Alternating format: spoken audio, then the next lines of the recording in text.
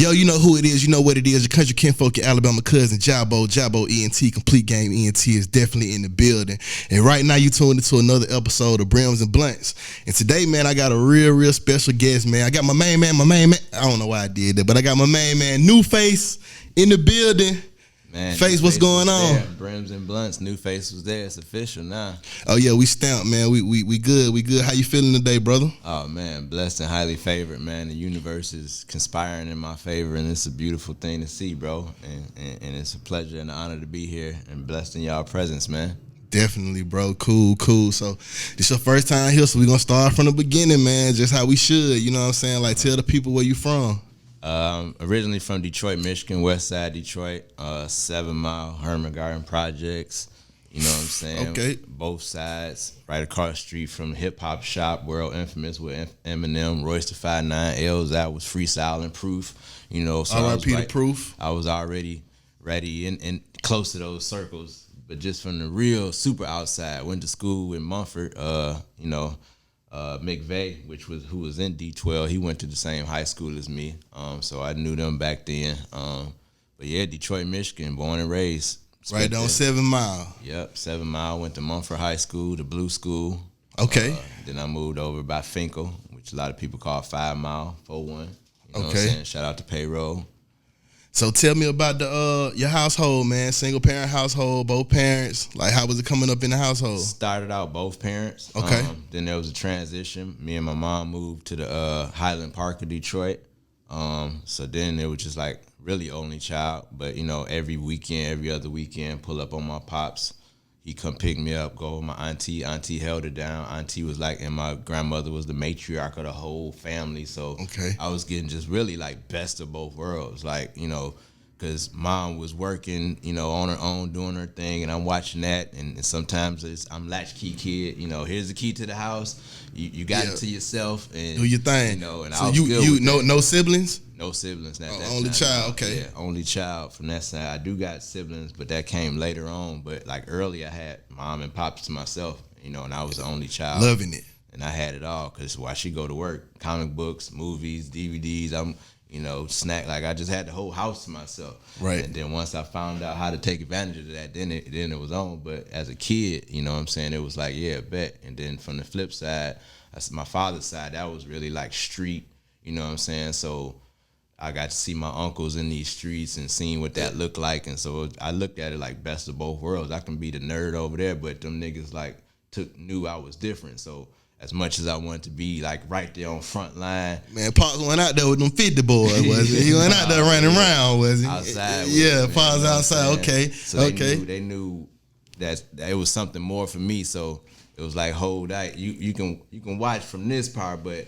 you know what I'm saying? You can go not that far because you're different, bro. You know what I'm saying? So I respect them for always like doing that for me. I felt protected because, you know, I really wanted to be like in them spots because I just seen it, you know what I'm saying? Because I seen niggas do work or do weeks or do months in these spots and then come out with the Regal and the Chevy and the Impala with the rims on it, with the 100-spoke Dayton, Jello mayonnaise, mustard and mayonnaise on it. And I'm like, oh, that's all. That's all. It took me 4 weeks, man. I'm busting out. You know what I'm saying? Busting out on these niggas. I was sitting in the spots just soaking it up, watching Fiend, get Fiend rentals, get the Jay to bring the food to the house. Like it was like, you know what I'm saying? So I love that. You was in the mix of that shit. And then I can go back home and be the nerd, be the smartest kid in the school because I was getting all A's and honor roll. Like, you know what I'm saying? I was the one that was going to school, getting the honor roll and finishing it and getting the A, but my citizenship. Because once I finished, it was like I was talking and joking in class clown, but I still got good grades, so I had to get it advanced. So they like, the conduct wasn't adding up to the grade where like he got A's and B's, but it conduct D's and L's because he cutting up. You know what I'm saying? Yeah. Definitely. So take me to when you first discovered and fell in love with hip hop. Like you say, you grew up across the street from the hip hop shop, so. That's one thing right there in itself. But when you knew it was something special, like when was that moment when you knew it was something special? Again, my father's side. My father came up. I don't remember the day. The only thing I don't remember how it happened. I always want to ask my mom, but I remember he pulled up and we went to the mall. go to the Northland Mall, and Adidas. We got the Adidas tracksuits. Okay. And that was official for me. Like, we got the all black joint, the jacket with the pants. It was all black with the 3 red stripes, with the t-shirts. Oh yeah. And the shoes. Suited and booted all the way. He got the same color for me, him, and my cousin. Okay. 3 suits. Right there, I'm like Shawty Low, I'm the man. Like, I was good. Like, you know what I'm saying? I always say that. Like, if he would have like dropped me off right there, right, would have been solid for life. You know, I would have been good. But then we went to fucking Cobo Hall, and I only knew that of being the circus was there, and basketball games and car shows was being there. So okay, I didn't know what we was going into, but I get inside and it's like the best. Like, it was full. It was packed. Oh, so he took you to a concert. Took me to a concert, right? Oh yeah. So we sit down and I'm watching. It's 3 white boys on the stage. Rah rah da da da. No sleep till Brooklyn. These are the Beastie Boys. They became Beastie Boys. For you young boys that don't know. Yeah, and after that, Buddy came out here, sat down on the radio. Okay. Came out that eventually became LL Cool J. Then it got to a point where fucking Jam Master Jay, then 2 niggas, DMC and Run came out, right? Right. Then there was this part when they said, you know, shout out to everybody that got Adidas. And if you got Adidas, put your shoes in the air. And I'm watching the other people do it. Then I was like, hey, oh, I got Adidas.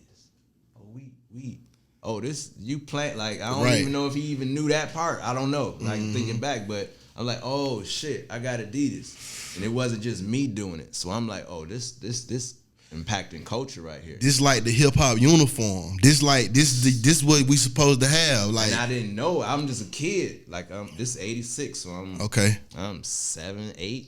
Okay. So, and I'm just watching it again. I knew I was fly and fresh and I can go to school with an outfit. I wasn't thinking about hip hop part of it, and Run DMC was influencing that shit. So I was like, oh shit. So I take it to that moment because that was my first rap concert. I still got my ticket stub from that. I remember the memories from that, and right, and that's forever attached with my father. Right. So that salute really to Pops, man. Pops implanted the seed that really flourished and, you know, that impacted the culture. And he probably didn't know, but that's just for that even being your pops and the way that you are with the stuff that you do, you know what I'm saying? For your pops to have that foresight to let me get the whole uniform for him so he can remember this, and so this can be, you know what I'm saying, impactful in his life. That take hella foresight to even see that. Yeah, so that's, you know, why I always attest and give that to my father, and I always do that like with my kids. Like, I don't know what the moment could be, but I'm gonna take you outside and maybe it'll spark you like it sparked me. I don't know how, you know, that's not up for me. That's up to the universe. But I'm gonna make sure I'm gonna put you in these moments, in these rooms where you can have that same experience and you take what you want from that. You know what I'm saying? Like, same thing. Like, my kids now put it in reverse. Like, one of my daughter loves Gunna. I go to a Gunna show and she, and the other one put me on the Lotto. And we went I took her to the Buckhead Theater. Gunna had opened up and Mulatto was on stage, and my daughter went up and freestyle. I didn't even know my daughter rap, bro. So she was saving it to bust it out, yeah. And Mulatto listened to her. So again, that's why I'm gonna salute Lotto every time I see her, because she gave my daughter that moment. But I didn't know when she rapped. My other daughter loves Gunna, so I took her to Gunna's album when his album came out, and we was at the Masquerade. He did the show, like, that was, she was like, that's my favorite artist, like, you know what I'm saying, and that's my bonus daughter. She called her biological father, like, yo, we was outside, like, you know what I'm saying. Yeah. So just that moment alone, you know what I'm saying. Again, it's just carrying a legacy, though. You know what that's I'm saying? hard, man. I salute you for that, brother. What was the first piece that you got, or the first piece that you bought that was like, that started you to being like, I got to save all this stuff? Oh, like, man, like, cause in Detroit we got every piece of rap, East Coast, West Coast, South, like, so I was getting everything. But the first one, and I was just shout out to Brother Marquise from 2 Live Crew, the other member, Fresh Kid Ice, came to Detroit, Wonder Love Cassette and Music Store, right on Grand River, and did an in-store. And while he wasn't, you know, and this was when he went solo, like 2 Live Crew is over, Fresh Kid Ice got a solo album. Right. But me, I'm like, again, you and Two Live Crew, I'm with you forever. No matter, like, I don't just be like, oh, the group broke up, I don't fuck with you no more. Right. That's not me. You know what I'm saying? So I went, got the cassette tape, and he signed the poster and the cassette tape. I ain't thinking about collecting it, but that moment alone, like, bam. So, but I didn't really start that back until I got to Atlanta, but that was the very first one where I got something signed, and I still have to this day. Right. And just explain like the discipline that takes to buy maybe one or two or three of things, you know what I'm saying? I'm gonna get one sign, I'm gonna listen to one, I'm gonna put one up, you know what I'm saying? Like to even hold that stuff and not open it, you know what I'm saying? And keep it in good condition. Like, explain like having the foresight to know like, okay, this shit might be worth something 10, 15, 20 years from now. Or it might not be worth shit, because some of I'm pretty sure you collected some shit from folks that didn't pan out, you know what I'm saying? You probably got that one CD and you never seen these niggas again. That's a true story. You know what I'm saying? So like, but explain like the diligence and the focus and discipline that shit take. I tell you, it started again, home roots. My grandmother, she always would keep stuff. Like, so she was the homebody of the house. She cooked, she did the laundry for folks, and she had a lot of clothes. And it was one time I seen a pair of bell bottoms, you know what I'm saying? And my other uncle was having some throwback party, right? And she had bell bottoms. Right. But she had them when they first came out. And she told me, this shit always come back in style. Mm-hmm. Something always come back in style. And she had photo albums and shit like that. So I used to be looking at the photo albums, just look at shit back in the day, like, oh, this how it was then. So she put that in me, like, never throw something away, because something gonna come back in style. You know what I'm saying? Like, fast forward when Trans Lee and Gray did to bring back FUBU, I said I ain't had to, I can go in the closet. I bought the jersey, I bought the FUBU watch, the socks. I even had the FUBU Platinum Fat Album with the drawers, you know, the drawers. So it was like, but she gave me that foresight, like, you know what I'm saying, never throw anything away, because it could be of value, or it could just have a resurgence. Right. That's true. That's true. So, hey, man, salute the auntie, salute the grandma, salute to, you know, the village that it took to raise us to who we are, you know what I'm saying? Because it definitely takes a village. All right, so you say you came to ATL, man. The rumor is you came down here in 95. They say you had one suitcase for Freaknik, and they say you ain't never turned back around. Now, never came back. Can you confirm that story, man? Was that how it pretty much went down, man? I tell you what happened. Detroit, shout out to Damon Thomas. He was a filmmaker, photographer, shot videos like Laffy Taffy for D4L. Okay. Shot Culture Junkie for Trans Lee. Okay. Good friend of mine, but he went to CAU. And in Detroit, they had something called a Detroit CAU alumni. So there was this barbecue where they potentially just wanted to recruit people from Detroit to bring them down to Atlanta. Okay. You know what I'm saying? So he invited me to that, and I took my mother. And it was just people talking about the experience in Atlanta and all that. And nothing really clicked until me and him had this conversation, right? And he was talking about what he was in mass media arts and the scene that was going on down there and the stuff that he was directing and planning on doing. And I just heard like rap music. And I'm like, Atlanta. And I was already on Outkast and Outkast, Martyr Bus and Campbellton Road, like all these streets that I'm like, oh, that sounds like I can ride by these shits now. Yeah. So when he said that, he was like, all right, well, we're going to set up a trip where you can come down here and just experience it, a college week where you're going to take you to Clark, Atlanta, AU, Morris Brown, just show you around. Shit, right? So we come down here on that trip. They do all the school again. School, farthest thing from my mind. I'm seeing black women, you know, old school Jaguars, shopping, gold teeth, you know what I'm saying, all that. And then when they said, well, class is over and y'all got some free time to go outside, you know what I'm saying, and experience this was Freaknik, during the Freaknik time. So I'm like engulfed in that. Right. And as a 17, 18-year-old kid, it's right up your alley. I'm like, this is black man's heaven here, which Rico Wade said on, like, I seen it and it connected to mine. So I said, yeah, I gotta, all right, if the only reason I can be comfortable or come here and my parents and family be safe with me, it's gonna have to be college. Yeah, that's gonna be the only way. I can't be like, yo, it's some bitches in the, it's the rapper, like, it would have been different because I know I wouldn't have probably let my children just if that was the intention. You know what I'm saying? But I said, let me say it's college. Because like if it's down there, it's down there. Yeah, like, down there. You know what I'm saying? It is what it is. And I can't front again. Back in the day, Do the Right Thing, Spike Lee shows like Different World. So I knew about it, but that wasn't honestly where my head was at. So I said, yo, I'm gonna go to CAU. And my mother tell you like I was kind of scared to come at first because I'm in Detroit. I'm Cadillac. I had the cars. I had the the street. Fresh. The life is comfortable. Right. But I knew I didn't see no end game there. I didn't see nothing that was gonna do nothing for me spiritually and mentally at that point. You know what I'm saying? So I said I'm coming to Atlanta, and I took my whole room like posters, every pair of shoes, like my life. Caught the Greyhound bus. Greyhound. And those trunks, and the bus dropped me off right across the street from Magic City. So again, that's I'm where like, you're gonna land when you come to this A. Another sign, like, okay, so that's where the strip club is, and I had heard about Magic City, so mental note. Yeah. But again, catch your captive CAU, and this is another part that's funny because in the flyers or the brochures they give you at Clark Atlanta, you're gonna see the campus, you see all the campus, you see the shopping and miles from downtown, all that. But there were trees all around Clark Atlanta in the brochure.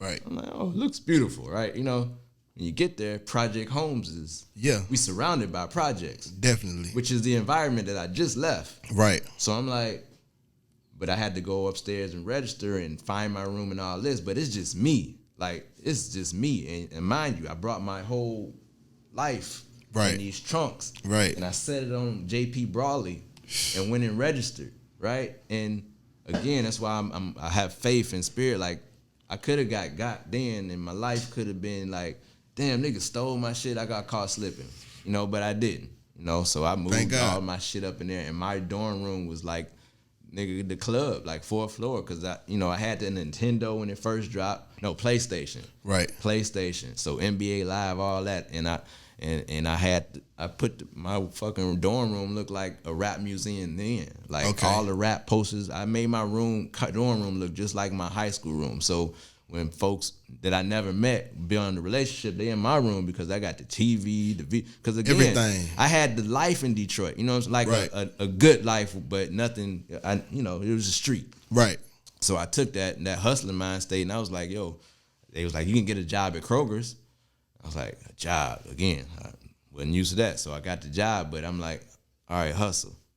I used my check to buy the goods at Kroger's, and I was selling them in my dorm room. That's cool. So I had the fucking, the quarter waters. I had the chips, the big K-pops, the sodas, the chip ramen noodles. You should have got some goddamn toilet paper.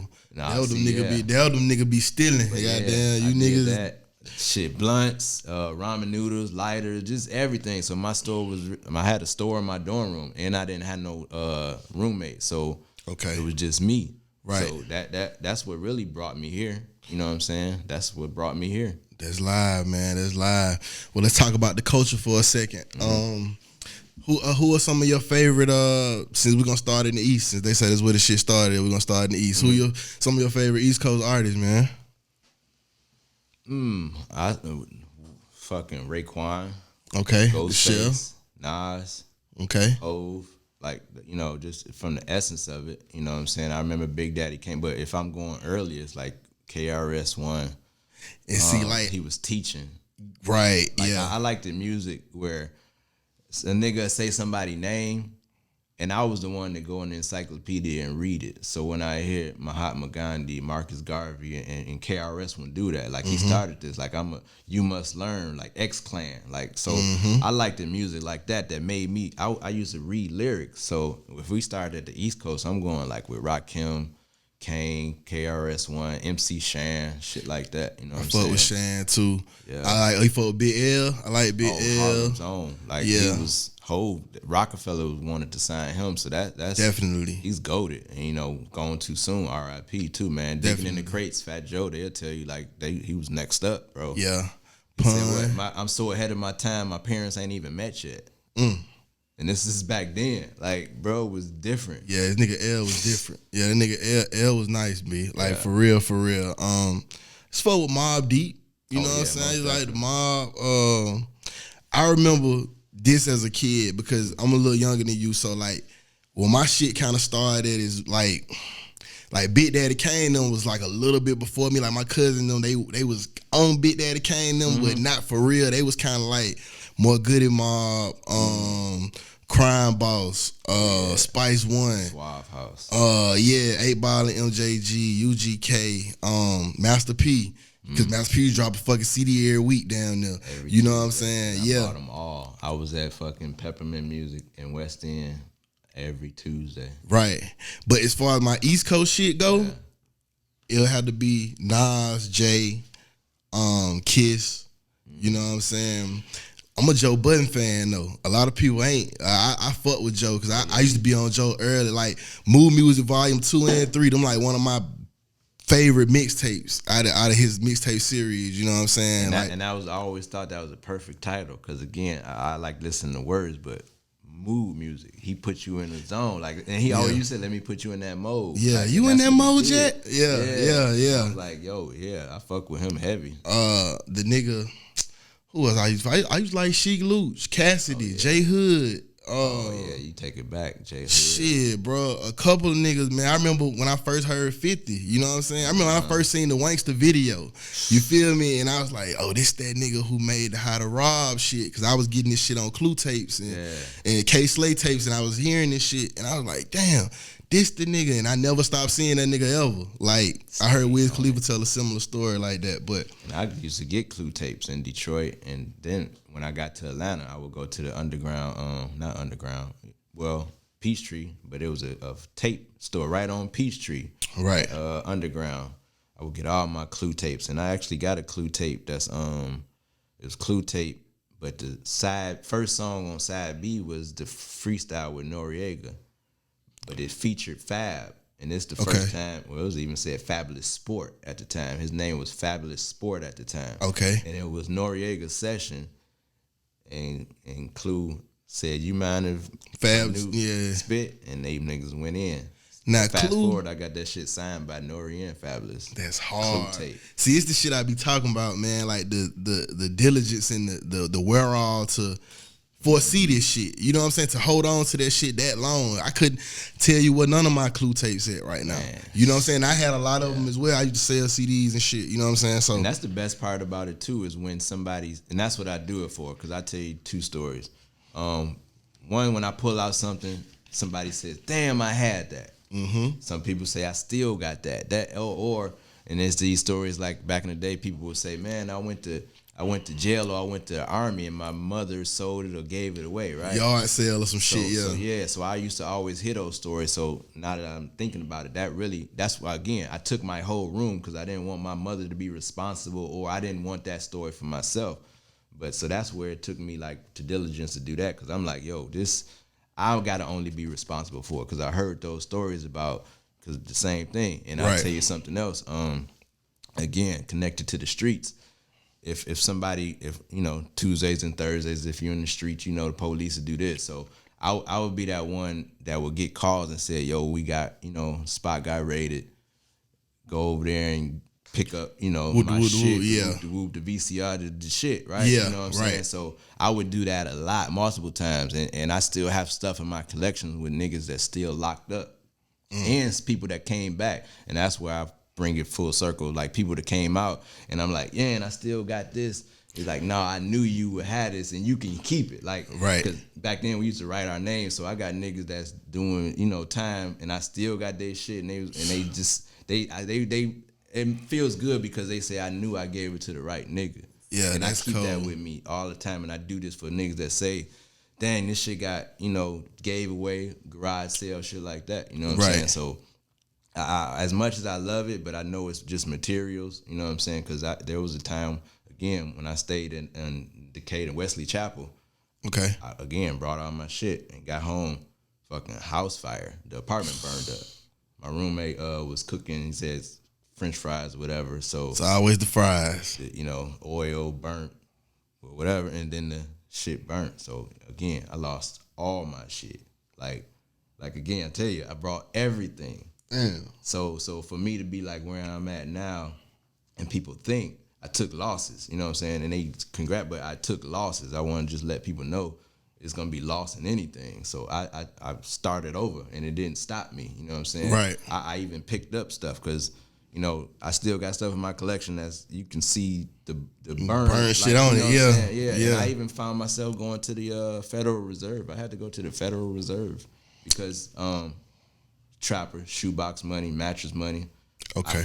We was looking in the house because I knew I had my money, and I found some. So and the thing back then, as long as it had the strip, you was good. Yeah. So you imagine me just at the Federal Reserve, like, is this one good? Please. Is this one? No, no. And it's like, all right. So I took what they gave me back and, you know, started grinding from there. You know, but that's what kept it and inspires me to keep going because I seen niggas lose it all and still niggas in jail. And, you know, that they rooting for me, so I do it for niggas like that. That's hard, man. Hey, that's a good thing, boy, because it ain't a lot of them out here like that, man. Like, niggas can't hold on to a paper bag, let alone, you know what I'm saying, some real valuable stuff. So let's go to the West Coast. You know, we got Pop, Snoop, Corrupt. I tell you my favorite, Spice One. Yeah, Spice. Pop. I used to listen to MC8 a lot. Yeah, 8. I got him on my list, definitely. Mac Mall, somebody I would listen to heavy. Mac Mall. Sugar Free, probably my personal favorite. That's the pimp. Yeah. Yeah, the pimp. Yeah, I fuck with Sugar Free. And Sugar second to none. Like, I fuck Seagram. Like, I would RBL Posse. Like, Detroit got everything. So I tried it. You know what I'm saying? Like, again, like you said, some niggas ain't blow up. It didn't mean they wasn't, because I got some tapes rapping around and Dilly Dog. Okay. And Too Short and E40 and niggas in the Bay would tell you them was the best rappers. Right. And I bought their tape. And so when they see me pull out that tape, they be like, you still. And Seagram, he was on the West Coast from Oakland, but Jay Prince, he was the first artist that Jay Prince signed for the West Coast. Right. That just lets you know their reach. But I had them tapes before. You know, same with Do or Die. I was buying their tapes before they signed with Rap A Lot. You know, because they had a deal first. But again, I be tapped in like before niggas clap and blow up, and you wait till them to get on BET Jams. Like, I be done already knew about them. You know what I'm saying? That's why I go heavy for, you know, artists like y'all, or Trans Lee, or Sky, like, because it's just like I saw the path already. Y'all just catching up, and that's why I'll never take that narrative like y'all late. Like, no, join the club. You know what I'm saying? Like, we here, nigga. Come on in. Here, and I'll help you. You know, where you want to know where to start at. You know what I'm saying? I'm that nigga. But, you know what I'm saying? So that's why I always I love just starting in the beginning stage, because some niggas have transitioned. You look at somebody like Gorilla Black, right?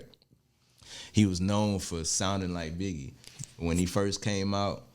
He sounded like Mystical. I tell you a story, even like Jeezy. A lot of people tell you when Jeezy first started. It was a story I heard. Trick Daddy was in the studio while they was playing Jeezy songs, and he said he thought it was him for a second. When did I record this? Yeah, exactly. And so there was a conversation, and then the Jeezy flowed. He found his flow. Yeah, I think I really started fucking with Jeezy. Of course, the first shit, Lil J? No. The first shit when he was doing the shit with BMF, when he was doing we get money over here. What it do, pimping? You know what I'm saying? Is watching. Yeah, that shit, and you know what I'm saying. But I went too tough feeling like the inspiration. But he picked it back up on that goddamn recession though. When he hit with that recession, I said, "Oh, okay, Jeezy didn't really. He found what he found his pocket." You know what I'm saying? That's timestamp his career, because that's gonna always be the best music that connect with the current time.